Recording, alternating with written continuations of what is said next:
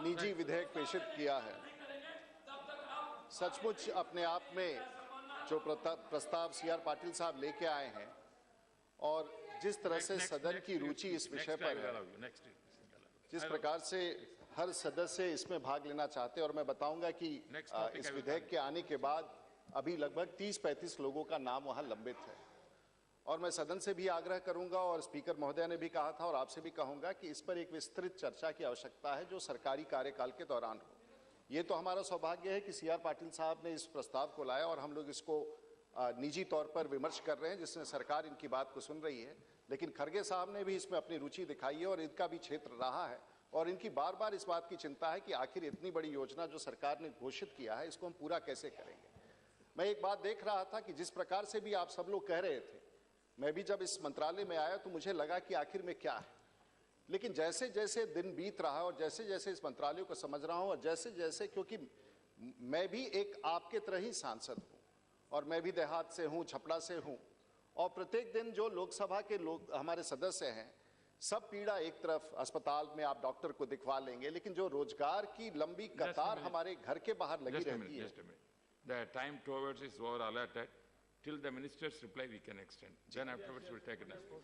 और जिस प्रकार से लोग आके कहते हैं कि भाई हमें रोजगार चाहिए, हमारे लिए संभव नहीं है कि इतने बड़ी संख्या में रोजगार दिया जाए, क्योंकि सरकारी क्षेत्र में और व्यवस्थित क्षेत्र में, और व्यवस्थित क्षेत्र में जो रोजगार है वो मात्र लगभग 3 करोड़ के आसपास है। 125 करोड़ के देश में सरकार में जो रोजगार हम देख पाते हैं वो लगभग 3 करोड़ है और लगभग 1 करोड़ के आसपास व्यवस्थित क्षेत्र में होगा जो उसको ऑर्गेनाइज सेक्टर का है। फिर भी हमारे देश में जो 97 करोड़ लोग हैं, उससे अधिक 120 करोड़ से, तो एक बड़ी संख्या है जिसके बारे में चुनौती है। प्रहलाद पटेल जी ने कहा और बाकी सदस्यों ने कहा कि 2009 में इसकी शुरुआत की गई और 2009 में शुरुआत के क्रम में उस समय उस वर्तमान सरकार ने तय किया।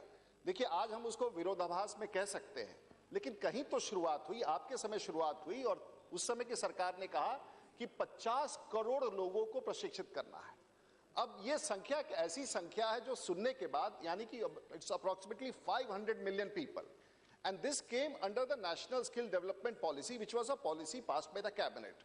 Ambitious project, even a fact, but it was rather a big challenge. और वहां 2009 से चलते चलते हम लोगों ने एनएसडीसी का गठन किया, एनएसडीए का गठन किया, और वर्तमान में जब नरेंद्र मोदी जी की सरकार बनी, हमारी सरकार बनी, तो माननीय प्रधानमंत्री ने कहा कि ये सचमुच एक चुनौती का क्षेत्र है। और जब भी माननीय प्रधानमंत्री से मेरी मुलाकात होती है तो वो कहते हैं कि इस क्षेत्र के लिए, कई बार तो वो कहते हैं कि मैं सब काम अलग रख करके एक काम खुद करना चाहता हूं और वो कौशल विकास है, स्किल डेवलपमेंट, और ये मेरा है। और ये लगभग अगर किसी भी सांसद से पूछा जाए, किसी व्यक्ति से पूछा जाए, तो एक शब्द है, और इस शब्द को हम लोग सुनते भी आ रहे हैं कि हुनर है तो कदर है। ये एक ऐसा शब्द है जो अपने आप में इस ताकत को प्रमाणित करता है। अभी हमारे मित्र मनोज जी कह रहे थे, बिहार हो, उत्तर प्रदेश हो, कहीं भी हो, आखिर ये परीक्षा के समय ये आपाधापी क्यों? पूरा परिवार एक बच्चे को, बिहार में तो बड़ा ये सामान्य है कि एक बच्चे को परीक्षा दिलाने के लिए पूरा परिवार निकल जाता है, और पिताजी भी पढ़ते रहते हैं, भाई साहब भी पढ़ते रहते हैं, माता जी भी पढ़ती रहती हैं, सब लोग पढ़ते रहते हैं, गांव के और मददगार लोग आते हैं। एक व्यक्ति की परीक्षा कोई खिड़की के ऊपर से चढ़ा होता है, कोई गेट के बाहर खड़ा होता है, और सब लोग उसको परीक्षा, क्योंकि आज हमने जो 60 वर्षों में जो परंपरा बनाया है, हमने कहा है कि हमारी डिग्री आवश्यक है। हमारे पास अगर मैट्रिकुलेट नहीं हो, हम आईए नहीं हो, हम बीए नहीं हो, तो एक तो समाज में हमारी मान्यता नहीं है, दूसरा हमारे पास रोजगार नहीं है। और इसीलिए जो जहां से हम लोगों ने शुरुआत किया, ये सब कई चीज इसमें विवाद नहीं किया जा सकता, ये शुरुआत किया है। और जिस सरकार में हम लोगों ने शुरुआत किया है कि आखिर में इस पूरे प्रशिक्षण को कामयाब बनाने के लिए, ताकि विद्यालय से लेकर के फैक्ट्री तक आखिर किस मानक के तहत, किस सिलेबस के तहत हम इसको लागू करेंगे, ये तो समझना जरूरी है। और इसलिए देश में 4 चीजें तय हुई। एंड पहला चीज इसको कहते हैं नेशनल स्किल्स क्वालिफिकेशन फ्रेमवर्क।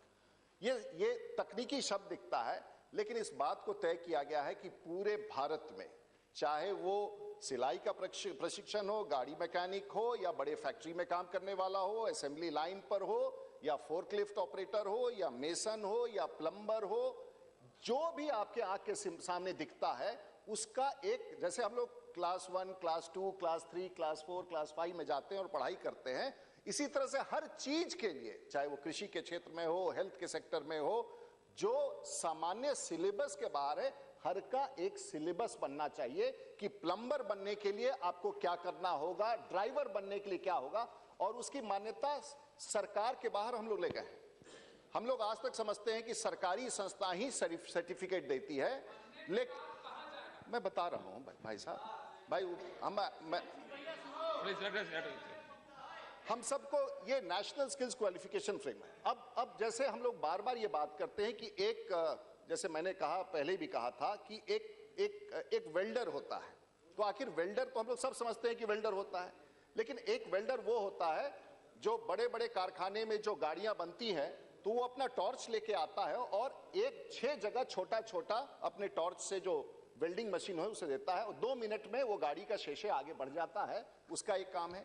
एक प्रकार का वेल्डर होता है जो बड़े बड़े गैस पाइपलाइन पर काम करता है, जिसमें उसका टॉर्च अलग होता है, उसमें वेल्डिंग का तरीका अलग होता है, वो भी वेल्डर होता है, उसका मानक अलग होता है। और एक वेल्डर होता है जो समुद्र के भीतर जाकर के जो ऑयल रिग्स होते हैं, जहां से तेल निकाला जाता है, उसके पाइप का वेल्डिंग करता है।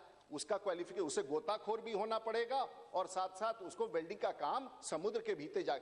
तो हर चीज का एक मानक तैयार करना है, और इस काम को बड़े पैमाने पर किया जा रहा है नेशनल स्किल डेवलपमेंट एजेंसी से।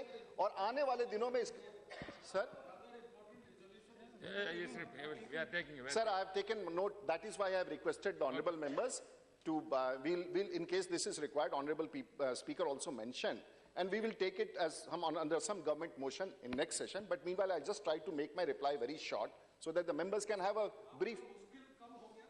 स्किल मिनिस्टर का मुश्किल कम हुआ कि नहीं है? बहुत कम हो गया।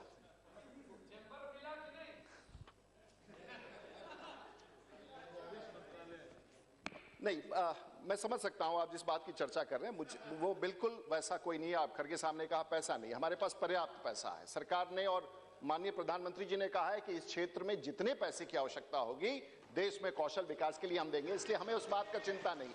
लेकिन हमको उस बात की ताकत बनानी है, हमको उस बात का तरीका बनाना है कि आखिर देश में आप सांसदों के क्षेत्र में किस प्रकार से पहुंचे और वो बड़ी श्रृंखला कैसे बनाई जाए ताकि हम अपने नौजवानों को मदद कर सके। महोदय, इस देश में जो अभी वर्तमान वर्कफोर्स है, हम अगर वर्तमान में आप साधन के बारे में कह रहे हैं, मैं जानता हूं आज जो औसतन अगर एक 3 महीने का कोर्स हो, 2 महीने का कोर्स हो, जो खर्च की बात होती है औसतन लगभग किसी भी व्यक्ति को कौशल योग्य बनाना अलग अलग क्षेत्र में जो अनस्किल्ड वर्कफोर्स है, लगभग 10,000 रुपए का खर्चा है। आज इस देश में, मैं जानता हूं कितनी बड़ी चुनौती है, आज इस देश में लगभग 500 मिलियन लोग अनऑर्गेनाइज्ड वर्कफोर्स में हैं। इसमें 54% लोग कृषि क्षेत्र में हैं। हम वर्तमान में कृषि को थोड़ा अलग रखते हैं, फिर भी नॉन एग्रीकल्चरल वर्कफोर्स लगभग 250 मिलियन है, यानी कि 25 करोड़। और उस 25 करोड़ के हिसाब से यदि 10,000 रुपया भी हमें आवश्यकता हो प्रत्येक ऐसे लोग जिनको प्रशिक्षण देना है, जो सड़कों पर हैं, गांव में हैं, देहात में हैं, 25 करोड़ को अगर 10,000 से हम लोग गुना करें तो लगभग हमको 5 लाख करोड़ अगले 5 वर्षों में चाहिए। ये बड़ा अमाउंट है और ये सच्चाई है कि इसकी आवश्यकता है लगभग 1 लाख करोड़ हमें प्रत्येक वर्ष में। हम प्रधानमंत्री जी से बात कर रहे हैं और विभिन्न माध्यमों से कि किस प्रकार से इस अनुपात को, तो हम CSR की तरफ जा रहे हैं, जो CSR की तरफ है, हम टैक्स एग्जम्पशंस की तरफ जा रहे हैं, हम इंडस्ट्री की तरफ जा रहे हैं और कोशिश कर रहे हैं कि जो बड़ा गैप है इसको भर करके जो आवश्यकता है इस देश में, इस संसाधन को पूरा करने के लिए हम पूरा करें। महोदय, कटारिया साहब कह रहे थे चिंता कहां है? चिंता वहां है कि आखिर हम कहां खड़े हैं 66 वर्ष के बाद, और यह जानना बड़ा जरूरी है। जर्मनी का जो पूरा वर्कफोर्स है उसका 74% लोग आज प्रशिक्षित हैं। जापान में लगभग 80% लोग उसका workforce, the workforce 80% of the workforce in Japan is trained. China is almost 47%, with a population of around 1.4 billion. Australia is 60%, UK is 68%. South Korea, sir, is 96% of the workforce is skilled. India, it is just 2%. And if it is 2%, this is the real challenge. And we have just started. We are late, but we are not disappointed. We are not disheartened. We have to take it. और ये हर व्यक्ति को प्रभावित कर रहा है। जिस विषय को मैं उठा रहा हूं, ये हर व्यक्ति को प्रभावित कर रहा है। महोदय, यंग वर्कफोर्स है हमारे जगदम्बिका पाल साहब ने कहा यंग वर्कफोर्स है। मेक इन इंडिया की बात हम कर रहे हैं महोदय। मेक इन इंडिया तभी पॉसिबल है, आज जीडीपी का जो अगर सेक्टर देखें, आज जो maximum training which is taking place in India today is in the services sector, hospitality में, टूरिज्म में। लेकिन जो एक्चुअल वेल्थ इस देश में क्रिएट होगा वो तब तक क्रिएट नहीं होगा जब हम मैन्युफैक्चरिंग की तरफ नहीं बढ़ेंगे। और मैन्युफैक्चरिंग की तरफ जाने के लिए निवेश की जरूरत है, बड़े फैक्ट्रियों से संबद्ध करने की जरूरत है, क्योंकि आज जो इंडस्ट्रियल जीडीपी है वो लगभग 24-25% है, उसमें लगभग 12% मैन्युफैक्चरिंग है, जिसको हमको लेकर के 20-22% तक पहुंचना है। एग्रीकल्चर लाइट सेक्टर लगभग 14% है। हर क्षेत्र में विकास देने के लिए अब आवश्यकता है, अगर हम मान के चले कि हमारा सकल घरेलू उत्पाद 7 से 8 से 9% तक रहेगा, इंफ्रास्ट्रक्चर में अगले 2022 तक 10 करोड़ प्रशिक्षित लोगों की जरूरत है। ऑटो और ऑटोमोटिव केयर में, गाड़ी चलाना से लेके, गाड़ी बनाने से लेके, गाड़ी निर्माण के काम में, गाड़ी मैन्युफैक्चरिंग, लगभग 3.25 करोड़ लोगों की आवश्यकता है। बिल्डिंग कंस्ट्रक्शन में 3.25 करोड़ लोगों की आवश्यकता है। हेल्थ केयर में मैं नर्सेस की बात नहीं कर रहा हूं, उसके नीचे जो वार्ड अटेंडेंट होता है उसकी आवश्यकता इस देश में लगभग 3.25 करोड़ है। टेक्सटाइल में, जो इस देश का सबसे बड़ा एम्प्लॉयमेंट का क्षेत्र है, 2.25 करोड़ लोग टेक्सटाइल के क्षेत्र में। लेकिन अगर ये डिमांड से हम जोड़ करके देखें तो ये तभी पूरा हो सकेगा जब हम इन सब लोगों को प्रशिक्षण दे पाएंगे। रिसोर्सेज के बारे में हमने आपको बात किया, चिंता कहां है? मुझे लगता है कि सरकार ने भी देखा, अभी लगभग हम 6,500 से 7,000 करोड़ रुपया खर्च कर रहे हैं खड़गे साहब, विभिन्न मंत्रालयों में योजना चला के, और उसमें से 4 मंत्रालयों को लिया गया, जिसमें से लेबर, जिसमें बड़े बड़े पूंजी जिसमें दिए गए थे, और एक वर्ल्ड बैंक ने एक इंडिपेंडेंट असेसमेंट किया और ये पाया गया कि ये जो लोग 100 लोग अगर आज की तारीख में जो हमारी प्रशिक्षण की व्यवस्था है, 100 लोगों को अगर प्रशिक्षण दिया जा रहा है तो उसमें मात्र उस प्रशिक्षित 100 लोगों में मात्र 27% लोगों को ही रोजगार मिल पा रहा है अभी के वर्तमान व्यवस्था के तहत। तो ये एक बड़ा चिंता है। और उसमें भी जो 27% लोगों को रोजगार मिल पा रहा है, जिसको हम आज की व्यवस्था में प्रशिक्षण दे रहे हैं, उसमें भी 60% 1 वर्ष के बाद उस नौकरी से बाहर चला जाता है। इसी चुनौती को देखते हुए भारत सरकार ने तय किया कि ये पूरे सभी विषयों का मानक तैयार करके हम जो भी प्रशिक्षण दे उसकी योग्यता ऐसी हो कि प्रशिक्षण के बाद उसे रोजगार मिल जाए। इस बात को सुनिश्चित करने के लिए इस मंत्रालय का गठन किया गया और सबसे बड़ी चुनौती हमारे लिए है। महोदय, एक सर्वेक्षण था कि जो आज इस देश में एमबीए ग्रेजुएट्स निकलते हैं, मात्र 10% एमबीए ग्रेजुएट्स एम्प्लॉयबल है, यानी कि कोई कंपनी उनको रखने के लिए तैयार है। जो इंजीनियरिंग ग्रेजुएट्स निकलते हैं इस देश में, मात्र 100 अगर इंजीनियरिंग ग्रेजुएट निकल रहा है, वो आपके क्षेत्र में आते हैं, तो उसमें से मात्र 17% ऐसे लोग हैं जिनको हम अपने या कंपनियां अपने रोजगार के लिए ले सकती हैं। और ये सच्चाई है। तो आखिर ऐसी डिग्री का क्या मतलब? एक माननीय सदस्य ने कहा एस्पिरेशन। हम तो जिस दिन के इंतजार में हैं, आज इश्तिहार में निकलता है कि मेरा होने वाला दामाद बीए हो, एमए हो, डॉक्टर हो, इंजीनियर हो।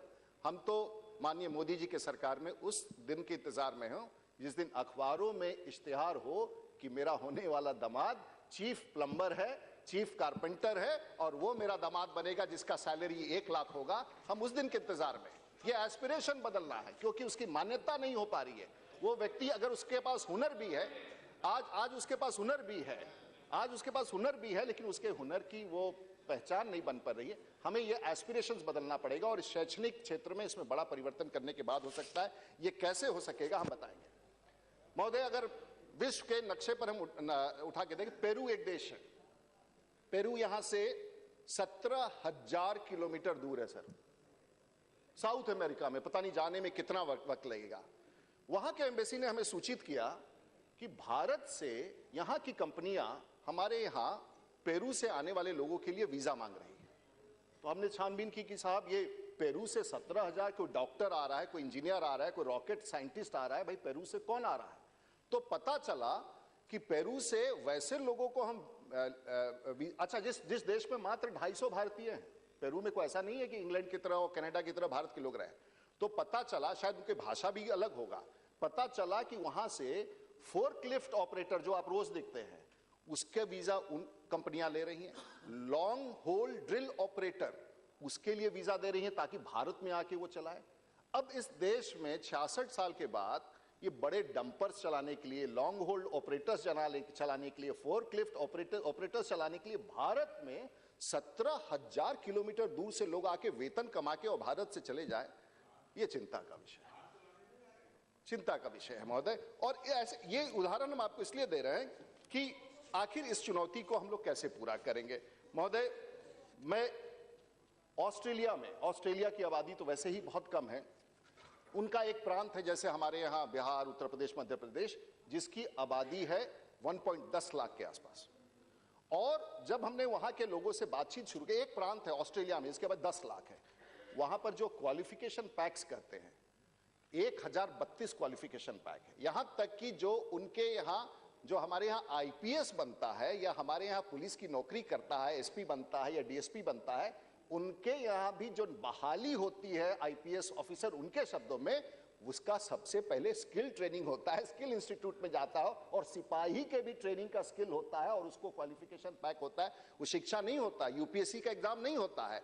वो देखा जाता है कि बचपन से लेकर के थोड़ी पढ़ाई और उसके बाद प्रशिक्षण, ये अच्छा सिपाही बनेगा कि अच्छा दरोगा बनेगा कि अच्छा एसपी बनेगा, ये उसके शिक्षा काल में तय हो जाता है। और जब वो निकल के आता है तो उसको सरकार वहां नौकरी देती है। जिस दिन हम इस परिभाषा को बदल देंगे और उसकी ये तय किया है, the national skills qualification framework has decided till 2016 every employment or every organization which is giving skill development has to align with the national skills qualification framework, the national job roles, the NOS they have। और ये भी तय हुआ है कि 2020 तक देश के तमाम नियुक्तियों में और भारत सरकार नियुक्तियों में आपके सर्टिफिकेट में अगर स्किल नहीं होगा तो आपकी योग्यता सरकारी नौकरी के लायक नहीं होगी। ये बड़ा परिवर्तन का व्यवस्था किया जा रहा है और मुझे लगता है कि आने वाले दिनों में बहुत दूर तक जाएगा। महोदय, समय कम बचा हुआ है और इसको कैसे पूरा कर रहे हैं। हम अभी तक सरकार से बड़े जुड़े रहते हैं। जो सेक्टर स्किल काउंसिल, और आप सब लोग इस बात का कि आज सेक्टर स्किल काउंसिल जो आपके समय शुरुआत हुआ है, उसमें 33 सेक्टर स्किल काउंसिल है। और अगर मैं ऑटोमोटिव केयर में हूं, मैं टायर इंडस्ट्री में हूं, मैं लेदर इंडस्ट्री में हूं, और मुझे किस प्रकार का व्यक्ति चाहिए इंडस्ट्री में काम करने के लिए, शायद आईटीआई पर उन्हें विश्वास नहीं है। इंडस्ट्री तय कर रहा है कि हमारा क्वालिफिकेशन पैक क्या हो।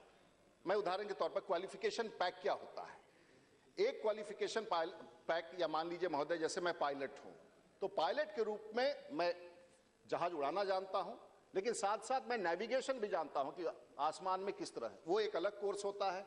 फिर मैं एयर ट्रैफिक कंट्रोलर का भी काम जानता हूं क्योंकि मैं उसमें कम्युनिकेशन करता हूं, और ये मिला के क्वालिफिकेशन पैक। लेकिन एयर ट्रैफिक कंट्रोलर अलग से भी अपनी नौकरी कर सकता है, नेविगेशन में, मेट्रोलॉजी में भी व्यक्ति अलग से नौकरी कर सकता है, और पायलट एक अलग से भी एक प्रशिक्षण का काम कर सकता है। तो ये क्वालिफिकेशन पैक्स है। उसके तहत सेक्टर स्किल काउंसिल, जो 33 सेक्टर स्किल काउंसिल्स है, ये बनाए गए हैं। और ये सेक्टर स्किल काउंसिल हमारे और आप के लोगों का नहीं है, ये इंडस्ट्री का, और इंडस्ट्री बॉडी तय करती है कि मुझे इतने हजार लोगों को एम्प्लॉयमेंट दिलाने के लिए आखिर इसको किस प्रकार का ट्रेनिंग दिया जाए। उसका मोबिलाइजेशन का काम करती है, उसके ट्रेनिंग का सिलेबस बनाती है जिसको हम लोग क्वालिफिकेशन पैक करते हैं। उस सिलेबस को असेसमेंट का एक तरीका होता है, असेसमेंट करती है और फिर सर्टिफिकेट जारी करती है। हमारा ये प्रयास है कि देश में हर फैक्ट्री को, चाहे पब्लिक सेक्टर में हो या प्राइवेट सेक्टर में हो, उसकी मान्यता बढ़ाने के लिए क्वालिफिकेशन पैक के तहत उसमें जो सेक्टर स्किल काउंसिल का जो सर्टिफिकेट हो, उसकी मान्यता इस देश में सर्वोत्तम हो, तभी इस देश में कौशल विकास में दिए जाने वाली डिग्री की अहमियत स्थापित हो सकती है। महोदय, कल सुषमा स्वराज जी के साथ मेरी बैठक थी, मैं 2 मिनट लूंगा। सुषमा जी ने कहा आज मिडिल ईस्ट में लगभग 6000 लोग जेलों में बंद हैं, क्योंकि यहाँ से लोग उनको रिक्रूट करके ले जाते हैं एज हाउस हेल्प, फलाना ढिमका, और उनको बेसिक प्रशिक्षण नहीं होता है। यहाँ ड्राइवर बना के ले जाते हैं और ड्राइवर में जाके एक्सीडेंट हो जाता है। सऊदी अरेबिया में एक को फांसी की सजा दी गई, गरीब आदमी जिसको फांसी की सजा दी गई, उनके कानून लगे क्योंकि उसके प्रशिक्षण नहीं। अब हमने तय किया है और इसकी बातचीत चल रही है कि जब तक आपके पास स्किल ट्रेनिंग का सर्टिफिकेट नहीं होगा, भारत से बाहर जाने वाला व्यक्ति को हम अनुमति नहीं देंगे, क्योंकि उसे हम जेल में जाने की अनुमति नहीं देंगे। महोदय, डिफेंस में हम लोगों को ट्रेनर की जरूरत है देश में, और इसलिए तय किया गया कि डिफेंस सेक्टर से जो 50,000 लोग 20 साल की सेवा के बाद रिटायर करते हैं, डिफेंस मिनिस्टर से बात हुई है हमारे, हम इस 50,000 लोग को अंतिम साल जो उनके नौकरी का होगा इन फौजियों का, उनको ट्रेनिंग दिला के या तो वो हमारे ट्रेनर के रूप में बाहर आएंगे या एंटरप्रेन्योर के रूप में जाएंगे। देश में फौजियों की एक बड़ी भूमिका है। रेलवे महोदय, हमने तय किया है, प्रधानमंत्री जी के नॉलेज में उन्होंने भाषण में भी कहा था वहां कि रेलवेज के मामले में ये तय हुआ कि देश का सबसे बड़ा उपक्रम है इंडियन रेलवेज। उसके पास शेड है, प्लेटफॉर्म है, पानी है, बिजली है। और इंडियन रेलवेज के बारे में sir I have to conclude sir, I will come back to you sir, I complicate. Indian railways के पास एक चीज है जो किसी संस्था के पास नहीं है, और वो है optical fibre net. 47,000 kilometre optical fibre network है। हम गांव-गांव तक कैचमेंट एरिया में कम से कम कंप्यूटर लगाने का वो प्लेटफॉर्म की लेकर के वहां बेसिक वर्चुअल ट्रेनिंग की व्यवस्था करा सकते हैं। और रेलवे तो वहां पहुंचती है जहां सड़क भी नहीं पहुंचता है महोदय। हम एक से एक नए विचार को लेके आ रहे हैं महोदय। इसमें सदन का समर्थन चाहिए, खड़गे साहब का, अधीर रंजन चौधरी जी का, मुनियप्पा साहब, आप सबका समर्थन चाहिए, भरतारी महताब साहब का। ये बड़ा काम है और ये सबका काम है, और हुनर है तो कदर है। इस काम को पूरा करें। I have got many more things. I won't have the time. I want Mr. Nishikant Dubey to introduce his next bill. So I would request Mr. Patil to withdraw it. The government is fully sensitive to it, and I would request कि आप withdraw कर ले।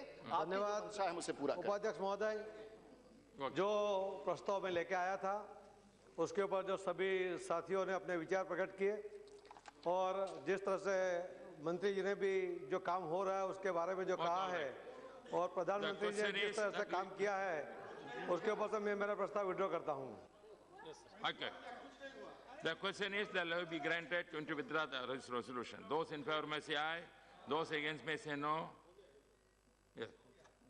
I think the ayes have it. The ayes have it. Leave is granted. Member may not withdraw his resolution. Withdraw it. I will withdraw my bill. Next, item 31, Sri Nishikant Dubey. You move. First you move the resolution. First you move. Please move. Please move. Please, time is... धन्यवाद उपाध्यक्ष महोदय।